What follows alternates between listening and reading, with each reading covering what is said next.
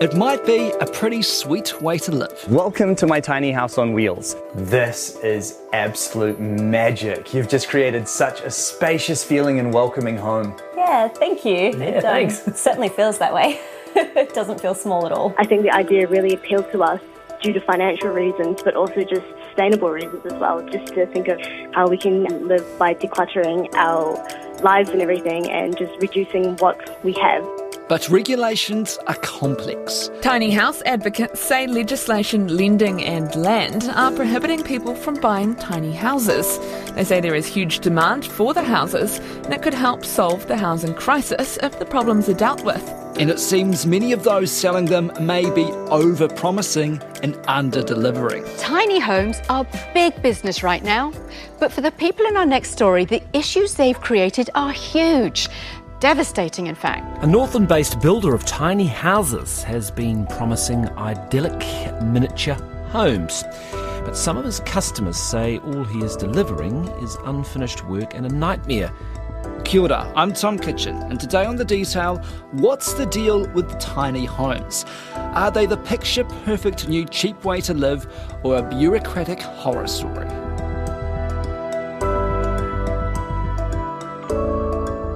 First, we want to give you an idea of what it's like to live in a tiny home.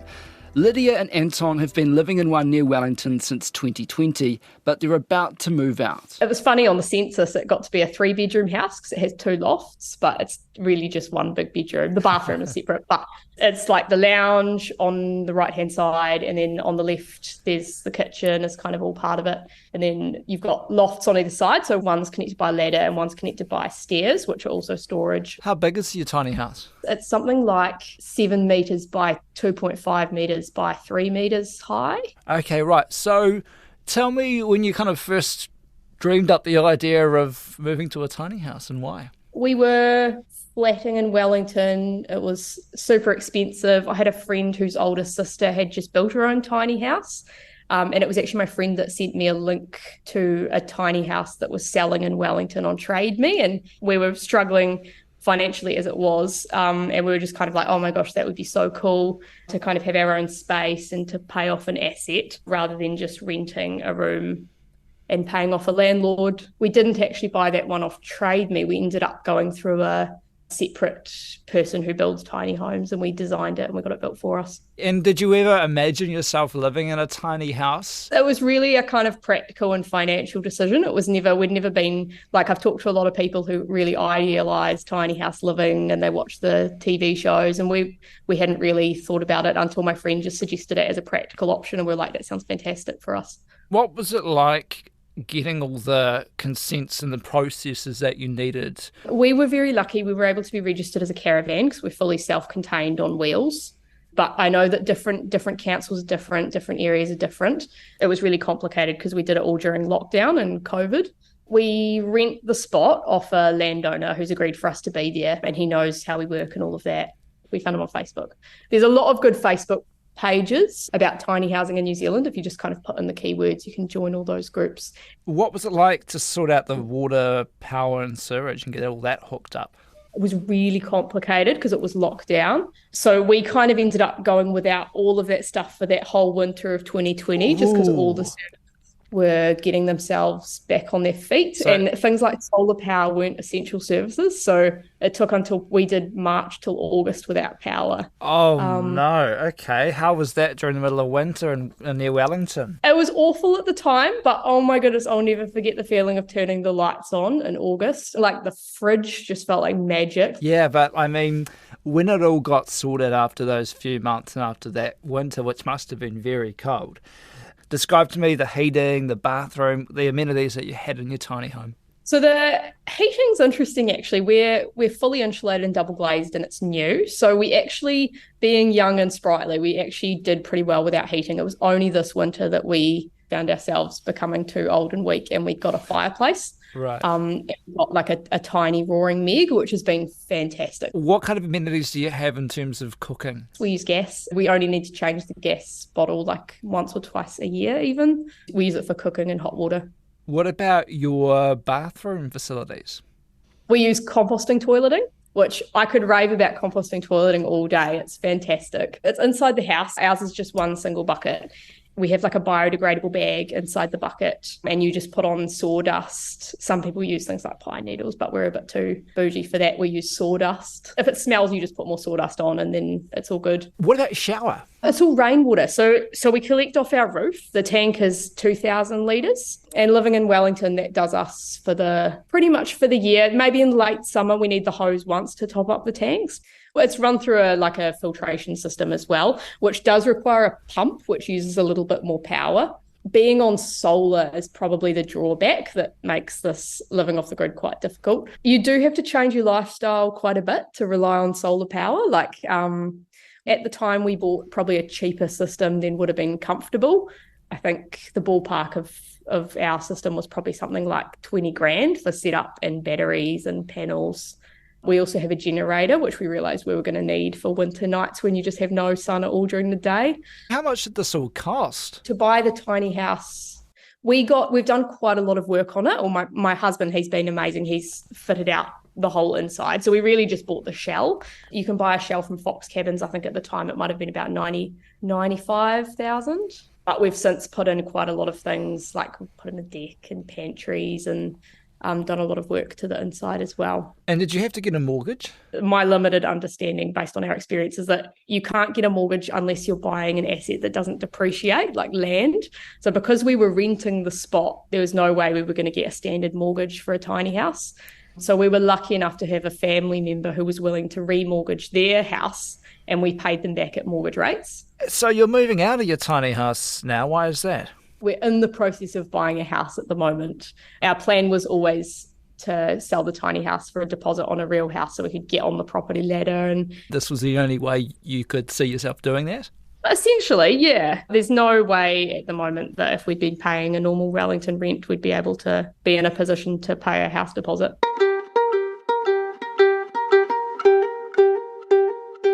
Charla May also lives in a tiny house. She's the organiser of the New Zealand Tiny Homes Expo and runs 2 websites, Tiny House Hub and Landshare. It was probably as far back as 2014. Tiny houses just started popping up on YouTube and on social media for me. It wasn't a huge thing back then in New Zealand. And I was stuck in that rent trap like a lot of people are and wanted to do a tiny house but didn't know how I'd be able to do it because I couldn't use like KiwiSaver to put towards it. In the end, I managed to pull together a deposit to buy a 3-bedroom house in Wanganui and got in there and went crazy renovating and having a go at being a DIYer. I thought, I'm not really living, like, is this all there is? And so I decided to finish the house, sell it off and use the money I made out of that house to build a tiny house. So where are you living now? I'm in a house bus at the moment and I'm floating around the North Island. Oh, so I don't actually have a fixed base right this minute. You don't have a fixed abode? No. But it wasn't all easy for Charla. When I built the first tiny house, I was quite novice. Unfortunately, I had arranged for a driver to move my tiny house from the place I had arranged to build it into its location where I was going to live on it. They damaged the tiny house. They got it stuck. They caused a lot of damage to the land. The landowner wasn't happy. I didn't realise they weren't going to cover any of the damage they caused. So I had to go through small claims tribunal to try and get money back for the damage. It was about $5,000 worth of damage. During that personal experience, I started to understand the legal side of things of where you are protected and where you aren't. The idea started back then to create something like the Tiny House Hub to put all that knowledge together in one place to help other people going on their tiny house journeys. What inspires people to move into a tiny house? A lot of people have a lot of different reasons, but a big majority of them are doing it because they're wanting to release equity in a house. Since I've been in the industry and with all the demographics we collect through our website data and people attending the show, our biggest demographic of people coming through is 45 plus. They make up 67% of the tiny house market. 71% are women coming through and visiting our websites. And what we're seeing, their reasons are a lot of people are getting near retirement and starting to think, how can they afford to have a decent retirement? All of their money is tied up in their property.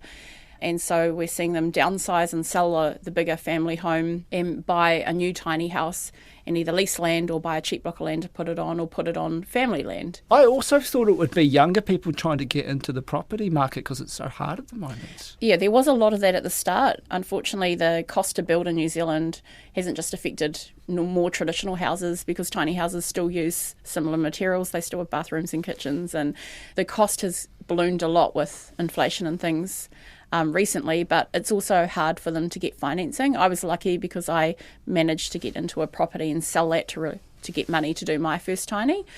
They're still treated as like vehicles, or it's a personal loan. So a lot of the lenders will for a personal loan, they might have a maximum of 70,000 that they'd lend, and a lot of the tiny houses we're seeing now, it will cost more. And you wouldn't be able to get mortgage-like interest rates on that either, would you? No, to be personal loan rates. The only way you can really do it is if you have it attached to a mortgage. So like if mum and dad would take out a second mortgage for them to do that, and they can get the cheaper rates. Is it also people trying to make a more environmentally friendly impact? It's become so broad now. It used to be that was quite a big focus for the tiny house movement, and that's the kind of people we were seeing. But we're just seeing such a wide variety of people drawn to tiny house living now. So there's a whole lot of different things about tiny homes, but one might think I'll get into a tiny home because the consent process might be easier, you might not have to fill in as many forms, but that's not the case, is it? It's complicated. No. In layman's terms at the moment, I like to describe it that if you hold a driver's licence in Auckland, if you go down to Hamilton, you need to get a new driver's licence to drive in Hamilton. That's what it's like between the regions and the tiny houses. There's the Resource Management Act, the Building Act, that relate, and they don't actually specify tiny houses, so it's a bit of a grey area that can be interpreted differently by depending on who's looking at it. At the moment, I'm part of the Tiny House Association. We founded it 3 years ago to start working with the different councils and try to streamline the legal process. We have had 14 councils sign up with us, and we're currently working through creating a legal pathway that councils can adapt in each region to make it easier. People aren't choosing to go through the consent process because it is just a nightmare to deal with. I know of someone who went through it with their own parents on their land. They ended up paying $30,000 to go through and get resource consent and building consent for the tiny house on wheels.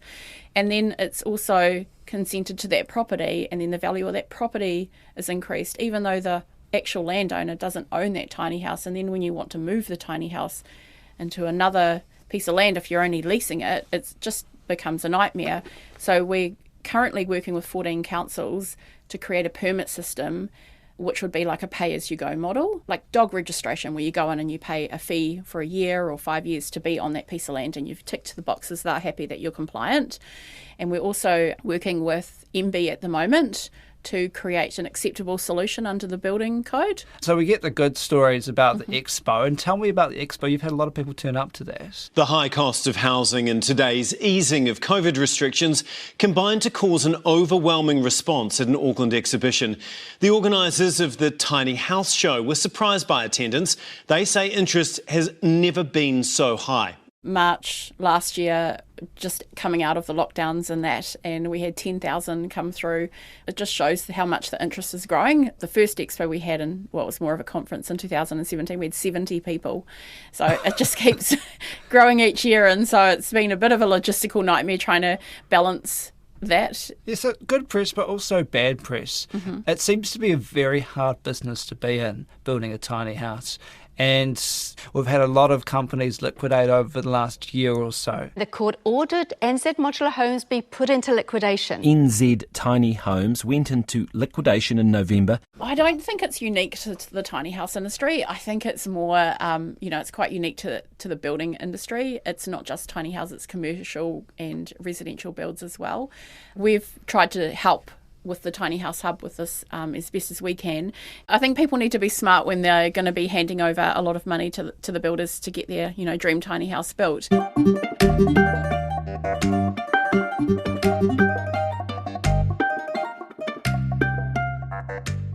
Now, here's someone who's been looking into people falling into these problems. This is an industry that unfortunately has lent itself to things going wrong. Jill Higgins is a reporter for TVNZ's Fair Go, and she did a big investigation into a dodgy tiny homes company earlier this year. There was the soaring house prices in 2019. Property asking prices have hit a 13-year high in 8 regions around the country. That meant a lot of people were looking for a cheaper way to live, and tiny homes were a great way to do that.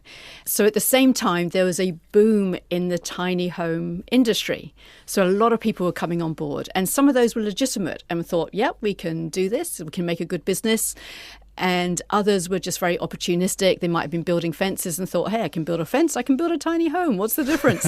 And it's a way of making a quick buck. I think it was around that time we started to notice that a lot of these companies were being set up by people that weren't honouring their contracts with customers. And then the big investigation that you did. Warren Sinclair. This is his company, New Zealand Modular Homes. And according to his website, they build off-site, delivering customers a great home with a simple order process and fast delivery. So that's his story. But we've uncovered a tale which shows that there's no fast delivery.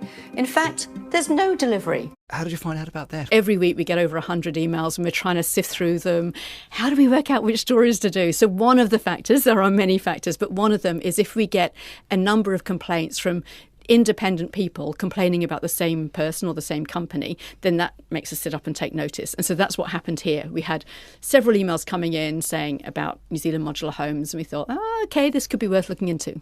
These were people that, had this dream of having a tiny house on this bit of land, and basically that dream was just crushed by Warren Sinclair. How did he crush the dreams? At first, he would come across as a really good salesperson. So he was very charming, he befriended these people, so they fully trusted him, gave him amounts of money that some of us would think, why would you do that up front? So in one case, it was $140,000, the total cost of the tiny house. That money has gone to Warren Sinclair. He makes promises, it'll be delivered by this date. The delivery doesn't come. They chase up. He starts to give excuses. And so at first it's just this long list of excuses. And then it becomes ghosting. Just doesn't reply. Just doesn't reply. And then they realise, we might have made a mistake here. And he ghosted Fair Go too. We tried phoning. His phone was never answered. We tried emailing. He would never respond. And so we did go to this particular site where all the tyres are. It was a bit of a ghost town. But just as we were leaving, he came and knocked on our car window, which was a bit of a fright. And so we spoke to him for a few seconds. This is about cases that aren't even in court. They are in court, and I can't talk to you. You have to leave. So one of the couple's mother was planning to have a cabin put on their land so that she could be near them. She was retired and she wanted to just live near them for her last few years. And again, nothing was coming. She got cancer and unfortunately she died. So she saw nothing for the money, the $80,000 or so that she'd given him. They decided that she had a little bit of money that she left to them and that they would use that money to take him into liquidation, which is really unusual for a single customer to do that because it is quite expensive. And what happened in court? The liquidation process is ongoing, and so that will take some time to see if there's any money, any goods or anything that can be used to pay back all of his creditors. But there are a lot of creditors, and customers are usually right at the bottom of the list. Until now, that has been one of the biggest risks of getting a tiny house built off-site. There is a little glimmer of hope, though, with a new ruling that came out because of New Zealand Tiny Homes, which was a company that went into liquidation last year. 6 families who bought tiny homes from a company which then went bust have won the right to receive their nearly and partially completed homes in what has been described as a groundbreaking court decision. When New Zealand Tiny Homes went into liquidation, 6 of the customers went to the High Court and said, we believe that those houses on his site belong to us. Up until now, that's never been the case. They just say, no, sorry, bottom of the list, get out of here, wait your turn. But in this case, the judge ruled what he called natural justice, which was to say, if you can identify that that particular tiny house belonged to you, then it's yours. And this was a big shock to everyone that's involved in liquidation cases. It means that customers have been moved to the top of the list if they can prove that it's their tiny house. So it can't be any tiny house, it has to be a particular tiny house. So that was JB Cameron. Was he based in New Plymouth? James Cameron, he's New Plymouth, yeah. So he was a different... Yeah, he seemed to be a bit more open about the reasons why. He was very open. He took responsibility. He apologised. When he started out, his whole thing was he wanted to help people out of the housing crisis. His business did really well in the first 10 months. The business increased by about 500%, and he was on a roll. And then, like, the big thing with all of these tiny house companies is COVID really put a brake on everything. Freight costs went up. Materials costs went up. And when you're running a pretty tight budget, which they were because this is cheap building, then that is what caused so many problems for so many companies, which is why between 2020 and 2022, so many of them went under. Okay, and then we've got Amazing Spaces as well, which just went into liquidation. That's another very similar example to New Zealand Tiny Homes, because the owner of that company, director of that company, again, he fronted up and took responsibility. He actually got throat cancer at the time, along with all of the other problems. He says that he's just been left with no money. He feels terrible for the house owners. So they're examples of where you wouldn't really want to make it worse for them because they're in a bad situation. But there is another example, which is along the lines of Warren Sinclair. So Modular Housing Systems, I don't know if you've heard of them. Yes. Yeah, so that is just so wrong. They started up in 2020 as well. Unlike New Zealand Tiny Homes, whose business did really well at first, the liquidators say that in the first 6 months, they owed $545,000. Wow. And they only had $45,000 in their accounts. Now, how does that happen? Partly because the director, Charles Innes, was paying himself $3,000 a week, regardless of whatever else was going on. Okay. They tried to delay liquidation, saying they could keep it going, but then just before they went into liquidation, he jets off to Australia. Okay. He was pulled back by the liquidators, which is really unusual. They wanted him to explain what had happened. He couldn't give any good reasons, never mind excuses.